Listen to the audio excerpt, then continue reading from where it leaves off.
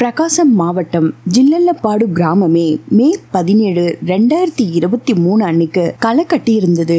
அதுக்கு காரணம் அன்னைக்கு ஊர் திருவிழா. அதனாலதான் ஊர் மக்கள் எல்லாரும் சந்தோஷமா திருவிழாவை கொண்டாடிட்டு இருந்திருக்காங்க. இந்த திருவிழால கலந்துக்கிறதுக்காக 35 வயசான ராதான்ற பெண் அவங்களோட 2 பசங்களை கூட்டிக்கிட்டு அவங்க அம்மா வீடு இருக்க ஜில்லல்லபாடு கிராமத்துக்கு ஒரு வாரத்துக்கு முன்னாடியே வந்து அவங்களோட ஃப்ரெண்ட்ஸ் ரிலேட்டிவ்ஸ் எல்லார் கூடவும் சந்தோஷமா இருந்திருக்காங்க. மே 17, 2023 அன்னைக்கு சாயந்தரம் ராதா அவங்க அம்மா கிட்ட 2 பசங்களையும் பாத்துக்கோங்க, எனக்கு வெளியே கொஞ்சம் வேலை இருக்குன்னு சொல்லிட்டு அவங்க வீட்டை விட்டு கிளம்பிருக்காங்க. வெளியே போன ராதா ரொம்ப நேரம் ஆகியும் வீட்டுக்கு திரும்ப வரல. இதனால ராதாவோட அப்பா அம்மா பயப்பட ஆரம்பிக்கிறாங்க. ஏன்னா ராதா வெளியே போகும்போதே சீக்கிரமா வீட்டுக்கு திரும்ப வந்துடுறேன்னு சொல்லிட்டு தான் வெளியே போயிருக்காங்க. ஆனா இருட்டினதுக்கு அப்புறமும் ராதா வீட்டுக்கு வராததான் அவங்களோட பேரண்ட்ஸோட பயத்துக்கு காரணம். அதோட ராதாவோட 2 பசங்களும் அம்மா எங்க போனாங்க, இன்னும் வீட்டுக்கு திரும்ப வரலையேன்னு அவங்க தாத்தா பாட்டியை கேட்க ஆரம்பிச்சிருக்காங்க. ராதா எங்க இருக்காங்கன்னு தெரிஞ்சுக்கிறதுக்காக அவங்களோட பேரண்ட்ஸ் அவங்களுக்கு கால் பண்றாங்க. அந்த சமயத்துல ராதாவோட போன் நாட் ரீச்சபிள்னு வந்திருக்கு. இதனால அவங்களோட பேரண்ட்ஸ்க்கு இன்னும் பயம் அதிகரிக்குது. உடனே ராதாவோட ஃப்ரெண்ட்ஸ் அவங்களோட ரிலேஷன்ஸ் எல்லார்கிட்டையும் விசாரிக்கிறாங்க. அதோட தெரிஞ்ச எல்லா இடங்களையும் தேடி பாக்குறாங்க. யாருக்குமே ராதா எங்க இருக்காங்கன்ற விஷயம் தெரியல. அதனால ராதாவோட பேரண்ட்ஸும் இதுக்கு மேல காத்துட்டு இருந்தா சரியா வராதுன்னு போலீஸ் ஸ்டேஷனுக்கு போயிட்டு சாயந்தரம் வெளியே போன பொண்ணு ராத்திரி ஆகியும் வீட்டுக்கு திரும்ப வரலன்னு ஒரு மிஸ்ஸிங் கம்ப்ளைண்ட்டையும் ஃபைல் பண்றாங்க. போலீஸ் தரப்புலயும் கம்ப்ளைண்ட் ரெஜிஸ்டர் பண்ண உடனே கடைசியா ராதாவோட மொபைல் சிக்னல் எங்க இருந்ததுன்னு ட்ராக் பண்றாங்க. கடைசியா சிக்னல் காமிச்ச இடம் ஜில்லல்லபாடு கிராமத்துல இருந்து அவுட்டர்ல இருக்க ஒரு ரோட தான் காமிச்சிருக்கு. ராதாவோட மொபைல் சிக்னல் காமிச்ச இடத்த வச்சு போலீஸ் உடனே அந்த இடத்துக்கும் கிளம்புறாங்க. போலீஸ் போய் பார்த்த அந்த இடம் ஆட்கள் நடமாட்டமே இல்லாத ஒரு இடமா இருந்தது. அங்க ஒரு இடத்துல ராதா பேச்சு மூச்சு இல்லாம கிடந்திருக்காங்க. போலீஸும் ராதா உயிரோட இருக்காங்களா இல்லையான்னு செக் பண்ணி பாக்குறாங்க. ஆனா எந்த ஒரு பலனும் இல்ல. ஏன்னா ராதாவோட உடல் மேல ஒரு கார் ஏறி இறங்கினதுக்கான தடயம் இருந்தது. அதனால போலீஸ் என்ன நினைச்சிருக்காங்கன்னா ராதா வீட்டுக்கு திரும்ப வந்துட்டு இருக்கும் போது எதிர்பாராத விதமா கார் ஏறி விபத்துக்குள்ளாகி அவங்க இறந்து போயிருப்பாங்களோன்னு சந்தேகப்பட்டாங்க. இந்த சந்தேகம் ஒரு பக்கம் இருந்தாலும் இன்னொரு சந்தேகமும் போலீஸுக்கு எழுந்தது. ராதாவோட முகத்தை யாரோ கல்லால அடிச்ச மாதிரி இருந்ததுனால ஒருவேளை இது விபத்தா இல்லாம கொலையா இருக்குமோன்னு போலீஸ் அந்த ஆங்கிள்லயும் சந்தேகப்பட்டிருக்காங்க. அடுத்ததா ராதாவோட அப்பா அம்மா கிட்ட இது விபத்தா இருக்குமா இல்ல கொலையா இருக்குமா, நீங்க என்ன நினைக்கிறீங்கன்னு விசாரிச்சிருக்காங்க. அப்போ ராதாவோட பேரண்ட்ஸ் இது விபத்தா இருக்க வாய்ப்பே கிடையாது, என் பொண்ண அந்த காசி ரெட்டி தான் கொலை பண்ணிருப்பான், சீக்கிரமா அவனை கைது செஞ்சு அவனுக்கு சரியான தண்டனை வாங்கி கொடுங்கன்னு அழுதுருக்காங்க. மேற்கொண்டு ராதா பேரண்ட்ஸ் கிட்ட யார் இந்த காசி ரெட்டி, உங்க பொண்ணு ராதாவுக்கும் இந்த காசி ரெட்டிக்கும் என்ன சம்பந்தம், எதனால அவன் தான் உங்க பொண்ணை கொலை பண்ணிருப்பான்னு உறுதியா சொல்றீங்கன்னு கேக்குறாங்க. பிரகாசம் மாவட்டம் ஜில்லல்லபாடு கிராமத்தை சேர்ந்தவங்க தான் இந்த 35 வயசான ராதா. இந்த கிராமத்துக்கு பக்கத்துல இருக்க கிராமம் தான் கந்த்ரோலப்பள்ளி கிராமம். இந்த கிராமத்தை சேர்ந்தவன் தான் காசி ரெட்டி. காசியும் ராதாவும் ஸ்கூல் காலேஜ் எல்லாமே ஒன்னா சேர்ந்து தான் படிச்சிருக்காங்க. சின்ன வயசுல இருந்தே 2 பேரும் ஒன்னா படிச்சதுனாலேயே க்ளோஸ் ஃப்ரெண்ட்ஸா மாறி இருக்காங்க. ராதா திருமணம் செஞ்சுக்கிட்டு ஹைதராபாத்துக்கு வந்ததுக்கு அப்புறமும் காசி அடிக்கடி அவங்களுக்கு போன் செஞ்சு நலம் விசாரிக்கிறது வழக்கமா இருந்திருக்கு. இந்த சமயத்துல தான் காசிய அவர் வேலை பார்த்துட்டு இருந்த சாஃப்ட்வேர் கம்பெனில இருந்து வேலையை விட்டு எடுக்கிறாங்க. அவர் அந்த வேலையை விட்டு வெளியே வந்ததுக்கு அப்புறம் வேற எந்த இடத்துலயும் வேலை தேடல. அதுக்கு காரணம் சுயமா ஒரு பிசினஸ் பண்ணணும்ன்ற எண்ணம் தான். சொந்தமா பிசினஸ் பண்ணணும்னா சும்மா இல்ல, அதுக்கு தேவையான பணம் இருக்கணும். அந்த அளவுக்கு பணம் காசி ரெட்டி கிட்ட இல்ல. யார்கிட்ட பணம் கேட்கலான்னு யோசிக்கும் போதுதான் அவருக்கு வந்த ஞாபகம் ராதா. உடனே ராதாவை சந்திச்சு எனக்கு இப்போ வேலையும் இல்ல, நான் சுயமா தொழில் பண்ணலான்னு நினைக்கிறேன், அதுக்கு எனக்கு 80 லட்சம் பணம் தேவை, உங்ககிட்ட பணம் இருந்தா எனக்கு கொடு, இந்த பிசினஸ் நல்லா நடத்தி சீக்கிரமா சம்பாதிச்சு உன்னோட பணத்தை நான் திருப்பி கொடுத்துடுறேன், அதோட உன்னையும் இந்த பிசினஸ்ல பார்ட்னரா சேர்த்துக்கிறேன்னு ராதாவுக்கு ஆசை வார்த்தைகளை சொல்லியிருக்கான். ராதாவும் நம்மளுக்கு இதுல ஷேர் கிடைக்கும்னு ஆசைப்பட்டு இந்த ஐடியாவை அவங்களோட கணவர் மோகன் கிட்டயும் சொல்றாங்க. மோகனும் இந்த பிசினஸ்ல போட்டு பணம் நிறைய சம்பாதிக்கலான்னு அவரும் மனைவியோட ஐடியாவுக்கு சரின்னு சொல்லிட்டு கணவன் மனைவி 2 பேரும் சேர்ந்து காசிக்கு பணத்தை ரெடி பண்ணி கொடுக்கறாங்க. ஆனா காசி நினைச்ச மாதிரி அந்த தொழில் அமோகமா நடக்கல. அவர் போட்ட எல்லா பணமும் நஷ்டமாகுது. இந்த நஷ்டத்தை எல்லாம் சமாளிக்க பேங்க்லயும் இன்னும் பல பேர்கிட்டயும் கடன் வாங்குறாரு. காசி ரெட்டி எவ்வளவு சமாளிச்சும் அந்த தொழிலை அவரால் மேலுக்கு கொண்டு வர முடியல. எல்லாமே நஷ்டமா தான் மாறுச்சு. அதனால அவர் ஆரம்பிச்ச அந்த பிசினஸ கைவிடணும்னு நினைக்க ஆரம்பிக்கிறாரு. காசி அவரோட பிசினஸ்ல நஷ்டம் அடைஞ்சிட்டாருன்னு மோகனுக்கு தெரிஞ்சதும் ராதா கிட்ட உன்னை நம்பிதான் இவ்வளவு பணத்தை உன்னோட ஃப்ரெண்டுக்கு கொடுத்தேன், ஆனா இப்போ நம்ம ஏமாந்து நிக்கிறோம், நீ என்ன பண்ணுவியோ தெரியாது, நம்ம கொடுத்த பணத்தை காசி கிட்ட இருந்து திரும்ப வாங்கிட்டு வான்னு சொல்லியிருக்காரு. ராதாவும் காசி ரெட்டிய சந்திச்சு கடனா கொடுத்த மொத்த பணத்தையும் திருப்பி கேக்குறாங்க. ஆனா காசி ரெட்டியும் ஏற்கனவே நஷ்டத்துல இருக்காரு. ராதா கேட்ட உடனே அவ்வளவு பணத்தையும் என்னால இப்ப திருப்பி கொடுக்க முடியாது, கொஞ்ச நாட்கள் காத்துருங்க, சீக்கிரமா திருப்பி கொடுத்துடுறேன்னு சொல்லியிருக்காரு. நாட்கள் மாதங்கள் ஆச்சே தவிர காசி ரெட்டி அவங்களோட பணத்தை திருப்பி கொடுக்கல. அதனால ராதா அடிக்கடி காசி ரெட்டிய சந்திச்சு அவர் கொடுக்க வேண்டிய பணத்தை திருப்பி கேட்டுக்கிட்டே இருந்திருக்காங்க. இந்த பிரச்சனைகள் எல்லாம் நடந்துட்டு இருந்த சமயத்துலதான் ராதா கொடூரமான முறையில இறந்து போயிருந்திருக்காங்க.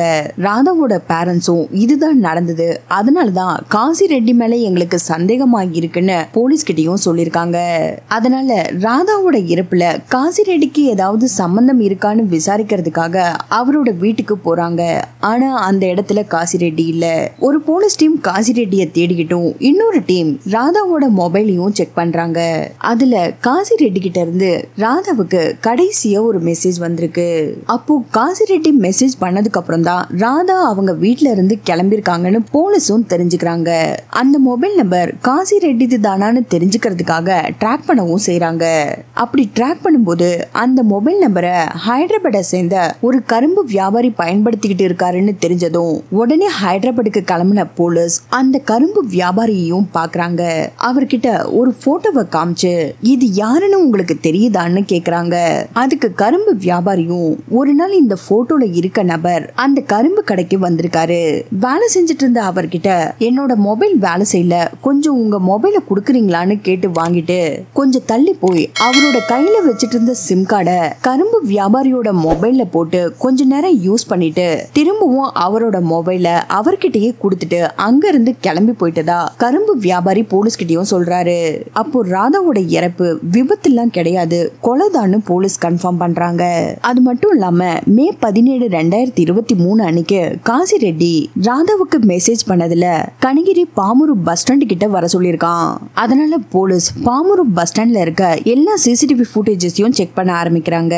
அப்படி செக் பண்ணும்போது கடைசியா ராதா அங்க வந்த ரெட் கலர் கார்ல ஏறி இருக்காங்க. கார்ல ஏறதுக்கு முன்னாடி காரை ஓட்டிட்டு வந்த நபர் கிட்ட ஒரு சில வார்த்தைகள் பேசிட்டு தான் காருக்குள்ள ஏறினதும் சிசிடிவி ஃபுட்டேஜ பார்க்கும்போது போலீஸுக்கும் தெரியுது. அடுத்ததா அந்த கார் நம்பர் பிளேட்டை வச்சு அந்த கார் யாரோடதுன்னு செக் பண்ண ஆரம்பிக்கிறாங்க. அப்படி செக் பண்ணும்போது அது ஒரு வாடகை காருன்னு தெரிஞ்சு மே 17 அந்த வாடகை காரை யார் எடுத்துட்டு போனான்னு விசாரிக்க ஆரம்பிக்கிறாங்க. கார் வாடகைக்கு எடுத்துட்டு போகும்போது அந்த நபர் கொடுத்துட்டு போன டீடைல்ஸ் எல்லாத்தையும் கலெக்ட் பண்றாங்க. இது வரைக்கும் சேகரிச்ச எல்லா ஆதாரங்களையும் வச்சு போலீஸ் ஒரு நபரை கைது செய்யறாங்க. அந்த நபர் காசி ரெட்டி கிடையாது. இறந்து போன ராதாவோட கணவர் மோகன் ரெட்டியை தான் போலீஸ் கைது செய்யறாங்க. மே 17, 2023 அன்னைக்கு ராதாவோட மொபைலுக்கு ஒரு அன்னோன் நம்பர்ல இருந்து மெசேஜ் வந்தது. அந்த மெசேஜ்ல நான் காசி ரெட்டின்னு மென்ஷன் பண்ணி தான் அனுப்பியிருக்காங்க. 2-3 முறை மெசேஜ் வந்தும் ராதா அந்த விஷயத்தை பெருசா எடுத்துக்கல. கடைசியா ஒரு மெசேஜ் வந்திருக்கு. அந்த மெசேஜ்ல நான் உங்ககிட்ட இருந்து கடனா வாங்கின பணத்துல பாதி பணத்தை திருப்பி கொடுத்துடுறேன், நீ என்ன பாக்குறதுக்காக பாமூரு பஸ் ஸ்டாண்டுக்கு வான்னு மெசேஜ் பண்ணிருக்காங்க. இந்த மெசேஜ பார்த்ததுக்கு அப்புறம் தான் ராதா அந்த இடத்துக்கே கிளம்பி போறாங்க. ஆனா அந்த மெசேஜ அனுப்புனது காசி ரெட்டியே கிடையாது. அந்த மெசேஜ அனுப்புனது ராதாவோட கணவர் மோகன். அதுவும் கரும்பு வியாபாரி கிட்ட இருந்து அவரோட மொபைலை வாங்கி சிம் கார்டை மாத்தி அவன் தான் அந்த மெசேஜ் அனுப்பியிருக்கான். அதோட போலீஸ் கரும்பு வியாபாரி கிட்ட ஒரு போட்டோவை காமிச்சு இந்த நபர் யாருன்னு தெரியுதான்னு கேட்டாங்க இல்லையா, அது காசி ரெட்டி போட்டோ கிடையாது, மோகனோட போட்டோ. ஏன்னா போலீஸ் விசாரிச்ச வரைக்கும் இந்த கொலைக்கும் காசி ரெட்டிக்கும் எந்த சம்பந்தமும் இல்லைன்னு தெரிய வந்ததுனாலதான் போலீஸோட சந்தேக பார்வை ராதாவோட கணவர் மோகன் மேல திரும்ப ஆரம்பிச்சது. ஏன்னா ராதா இறந்ததுக்கு அப்புறம் மோகனோட நடவடிக்கையில ஒரு சில மாற்றங்களை போலீஸ் கவனிச்சிருக்காங்க. அவன் தான் கொலைகாரன்னு போலீஸுக்கு தெரிஞ்சதுக்கு அப்புறம் மோகனை கைது செஞ்சு ஸ்டேஷனுக்கு கூட்டிட்டு வந்து அவங்க ஸ்டைல்ல விசாரிக்கிறாங்க. பிரகாசம் மாவட்டம் ஜில்லலப்பாடு கிராமத்தை சேர்ந்தவர் சுதாகர் ரெட்டி, அவரோட மனைவி சுப்பலட்சுமி அம்மா. இந்த தம்பதிகளோட பொண்ணுதான் ராதா. தெலுங்கானா மாநிலம் சூரியப்பேட்டை மாவட்டம் கொடாடா பகுதியை சேர்ந்தவர் தான் மோகன் ரெட்டி. மோகன் ராதா ரெண்டு பேருக்கும் 2013 திருமணம் நடந்திருக்கு. திருமணம் முடிஞ்சதுக்கு அப்புறம் ரெண்டு பேரும் சந்தோஷமா வாழ்ந்துட்டு இருந்திருக்காங்க.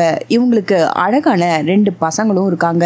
சந்தோஷமா போயிட்டு இருந்த இவங்க வாழ்க்கையில காசி ரெட்டி பணம் கேட்டு அந்த பணத்தை கொடுத்து பணம் திரும்ப கிடைக்காததுதான் இவங்களோட வாழ்க்கையில பெரிய பூகம்பமா வெடிக்குது. இந்த பணம் விஷயத்தினால கணவன் மனைவி 2 பேருக்கும் பலமுறை சண்டைகள் நடந்துட்டு இருந்திருக்கு. காசி ரெட்டி கிட்ட இருந்து எப்படியாவது பணத்தை திரும்ப வாங்கிடணும்னு ராதா அவனை பலமுறை நேர்ல சந்திச்சு பேசியிருக்காங்க. ராதா காசி கிட்ட எத்தனை முறை பணத்தை பத்தி கேட்டாலும் அவன் அந்த பணத்தை திருப்பி கொடுக்கல. அவன் கிட்ட 80 லட்சம் பணம் இருந்தா தானே கொடுக்க முடியும். எல்லாத்தையும் அந்த பிசினஸ்ல போட்டு நஷ்டம் அடைஞ்சிட்டான். இதனால மோகனுக்குள்ள தவறான ஒரு சந்தேகம் ஏற்பட ஆரம்பிக்குது. பணம் கொடுத்து 4 வருஷம் ஆகுது, இன்னும் அவன் அந்த பணத்தையும் கொடுக்கல. நம்ம மனைவி ராதாவும் அவன் கிட்ட பணம் விஷயமா பெருசா எந்த ஒரு கோபமும் படல. அதனால இவங்க 2 பேருக்கும் ஏதாவது தவறான தொடர்பு இருக்குமோன்னு சந்தேகப்பட ஆரம்பிச்சிருக்கான். அதனாலதான் இவனும் பணத்தை கேட்க மாட்டேங்கிறா, அவனும் பணத்தை திருப்பி கொடுக்க மாட்டேங்கிறான்னு தப்பா யோசிச்சிருக்காரு.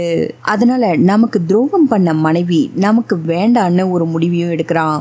ராதாவோட கிராமத்துல ஊர் திருவிழா நடக்கிறதா இருந்ததுனால ராதாவோட அப்பா அம்மா குடும்பத்தோட திருவிழாவில வந்து கலந்துக்க சொல்லி போன் பண்ணி வர சொல்லிருக்காங்க. ராதா இந்த விஷயத்த அவங்களோட கணவர் மோகன் கிட்டயும் சொல்றாங்க. ஆனா மோகனும் எனக்கு கம்பெனில லீவ் கிடையாது, அதனால நீயும் பசங்களும் மட்டும் திருவிழாக்கு போயிட்டு வாங்கன்னு சொல்றான். அவன் ராதாவை மட்டும் தனியா போக சொன்னதுக்கான காரணம் அவங்கள போட்டு தள்ளுறதுக்கு தான். ராதாவும் அவங்களோட 2 பசங்களும் மட்டும் ஒரு வாரத்துக்கு முன்னாடியே அவங்களோட கிராமத்துக்கு கிளம்பி போயிருக்காங்க. மே 17ஆம் தேதி மோகன் ரெட்டி ஹைதராபாத்ல கரும்பு வியாபாரி கிட்ட இருந்து அவரோட மொபைலை வாங்கி வேற ஒரு சிம் கார்டை போட்டு காசி ரெட்டி தான் மெசேஜ் பண்ற மாதிரி ராதாவுக்கு மெசேஜ் பண்ணிருக்கான்.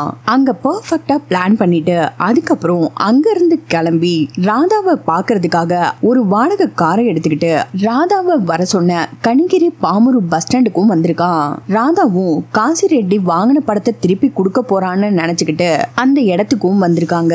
அந்த ரெட் கலர் காருக்குள்ள வெயிட் பண்ணிட்டு இருந்த நபரை பார்த்து ரொம்பவே ஷாக் ஆகிருக்காங்க. என்ன காசி ரெட்டி இருப்பான்னு நினைச்ச இடத்துல அவங்களோட கணவர் மோகன் ரெட்டி இருந்திருக்கான். அதனாலதான் கார்ல ஏறுறதுக்கு முன்னாடி ஒரு சில வினாடிகள் அவன் கூட பேசிட்டு அதுக்கப்புறம் தான் கார்ல ஏறுறாங்க. கார்ல ஏறினதுக்கு அப்புறம் நீங்க தான் என்ன மெசேஜ் பண்ணி வர வச்சீங்களான்னு மோகன் கூட சண்டை போட்டிருக்காங்க. இந்த சமயத்துலதான் மோகன் ஆட்கள் நடமாட்டமே இல்லாத ஒரு பகுதிக்கு கூட்டிட்டு போய் காரை நிறுத்திட்டு 2 பேரும் அந்த இடத்துல வாக்குவாதத்துல ஈடுபட்டிருக்காங்க. பேசிக்கிட்டு இருக்கும் போதே மோகன் ராதாவை பலமா அடிச்சு தாக்கியிருக்கான். அது மட்டும் இல்லாம அவங்களோட முகத்துல கல்லால அடிச்சு துன்புறுத்தி இருக்கான். அதோட விடாம அவங்களோட கழுத்தை நெரிச்சு கொடூரமா கொலை பண்ணிட்டு டயர் மார்க் இருந்தாதான் இது ஒரு விபத்தா இருக்கும்னு எல்லாரும் நம்புவாங்கன்னு அதுக்கான வேலைகளையும் செஞ்சுட்டு ராதாவோட உடலை ரோட்டோரமா வீசிட்டு அங்க இருந்து கிளம்பி போயிருக்கான். போலீஸ் முதல்ல விசாரிக்கும் போது காசி ரெட்டி தான் கொலைகாரனா இருப்பானோன்னு சந்தேகப்பட்டாலும் சம்பவம் நடந்த நேரத்துல காசி ரெட்டியோட மொபைல் லொகேஷன் வேற இடத்துல இருந்ததுனால இந்த கொலைக்கும் காசி ரெட்டிக்கும் சம்பந்தம் இருக்காதுன்னு முதல்ல போலீஸ் முடிவெடுத்தாங்க. அதுக்கப்புறம் போலீஸ் மோகன் ஏன் இந்த கொலையை செஞ்சிருக்க கூடாதுன்னு சந்தேகப்பட்டு சம்பவம் நடந்த நேரத்துல மோகனோட லொகேஷன் எங்க இருந்ததுன்னு செக் பண்ணும் போது மோகன் ராதா 2 பேரும் ஒரே இடத்துல தான் இருந்தாங்கன்னு கன்ஃபார்ம் ஆனதுக்கு அப்புறம் தான் போலீஸ் மோகனை பத்தி ஒவ்வொரு விஷயமா தோண்ட ஆரம்பிச்சாங்க. போலீஸ் விசாரிச்சு முடிச்சதுலயும் அவன் தான் உண்மையான கொலைகாரன்னு கன்ஃபார்ம் பண்ணி கைதும் பண்ணிருக்காங்க. போலீஸ் தரப்புல கடைசியா மோகன் இந்த ஒரு காரணத்துக்காக மட்டும் ராதாவை கொலை செய்யல, இதுக்கு இன்னொரு காரணமும் இருக்குன்னு அது என்ன விஷயம்ன்றதையும் வெளிப்படுத்திருக்காங்க. ராதாவோட பேர்ல 1.5 கோடி இன்சூரன்ஸ் பண்ணிருக்காங்க. ஏற்கனவே ராதா மேல இருந்த சந்தேகம் அதோட மோகன் காசி ரெட்டிக்கு வெளியில கடன் வாங்கி தான் கொடுத்திருக்கான். ராதாவை கொலை பண்ணிட்டா இன்சூரன்ஸ் பணமும் வரும், கடனை கொடுக்க வேண்டிய பணத்தை கொடுத்துட்டு மீதி இருக்க பணத்தை வச்சுட்டு நம்ம லைஃப்ல செட்டில் ஆகிடலான்னு மோகன் ஒரு கணக்கு போட்டிருக்கான். இந்த 2 காரணத்துக்காக தான் மோகன் ராதாவை கொலை செஞ்சதா சொல்லப்படுது. இந்த கேஸ் இன்னும் நடந்துட்டு தான் இருக்கு. தன்னோட மனைவியை கொலை பண்ண வழக்குல மோகன் ஜெயில கம்மி பண்ணிட்டு இருக்கான். நீங்க இந்த கேஸ பத்தி என்ன நினைக்கிறீங்கன்னு மறக்காம கமெண்ட் பண்ணுங்க. மறுபடியும் வேற ஒரு கேஸ்ல உங்களை சந்திக்கிறேன். தேங்க்ஸ் ஃபார் வாட்சிங் ஃப்ரெண்ட்ஸ்.